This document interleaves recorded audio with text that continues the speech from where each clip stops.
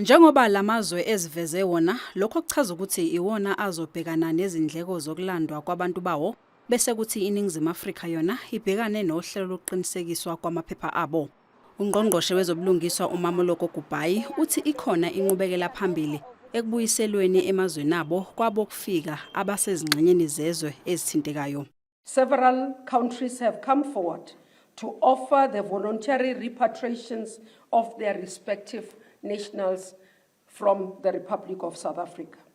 Amongst these countries, Malawi, Ghana, Nigeria, Mozambique, and Zimbabwe, with Kenya and DRC, Democratic Republic of Congo, being the latest to make the request.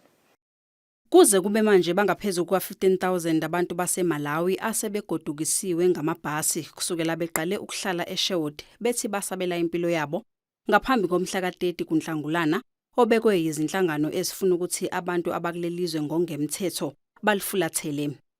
A total of 15,162 Malawian nationals have been processed for deportation and repatriations, and more are still undergoing the verification processes for repatriation from various temporary repatriation centers in the country. Uhulumeni usuvule esinye isikhungo okuzokwemukelwa kuso abantu abakuleli ngongemthetho abafisa ukugodukiswa beyiswe emakubo nesizoba seMusina eLimpopo.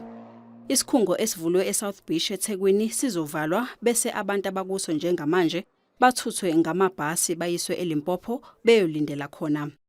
Given the gravity of the situation and the need to expedite the deportation and repatriation of these foreign nationals, we have undertaken a decision to extend the jurisdiction of the Musina Refugee Reception Office in the Limpopo province to also conduct verifications.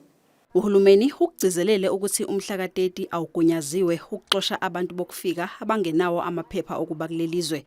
Kanti akekho umuntu onelungelo lokwenza lokho ngaphandle kwamaphoyisa. We are ready as a state to protect every person, citizen and foreign nationals against any form of abuse and intimidation. We therefore indicate as government that the 30th of June is a normal day. It's not a shutdown, it's not a stay away. Employees are expected to be in work. Kunokukhathazeka ke ngokuthi asehli isibalo sabantu baseMalawi abalinde amabhasi azobagodukisa eThekwini nakuba efika usuku nosuku ezothutha abantu.